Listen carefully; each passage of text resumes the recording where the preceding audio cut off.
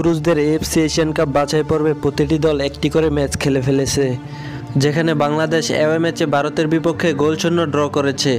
এদিকে group C এর অন্য আরেকটি ম্যাচে সিঙ্গাপুরের বিপক্ষে হংকং ড্র করায় এই গ্রুপের প্রতিটি দলকে একটি করে পয়েন্ট নিয়ে সন্তুষ্ট থাকতে হয়। তার দুদিন পর ২৭শে মার্চ মালয়েশিয়ার কুয়ালালামপুরে এএফসি সদর দপ্তরে অনুষ্ঠিত হয়েছে নারী এশিয়ান কাপ বাছাইয়ের ড্র। গ্রুপ সিতে পড়েছে বাংলাদেশ। এই গ্রুপের বাকি তিন দল হলো মিয়ানমার, বাহরাইন ও তুর্কমেনিস্তান। গ্রুপের বাকি তিন দলের মধ্যে কাগজে কলমে বাংলাদেশের চেয়ে তুলনামূলক দুর্বল প্রতিপক্ষ তুর্কমেনিস্তান। বাকি দুই দল মিয়ানমার ও বাহরাইন বাংলাদেশের চেয়ে তুলনামূলক অনেকটাই এগিয়ে। ৩৪টি দলকে ৬টি ৪ দলের গ্রুপ ও ২টি ৫ দলের গ্রুপে ভাগ করা হয়েছে।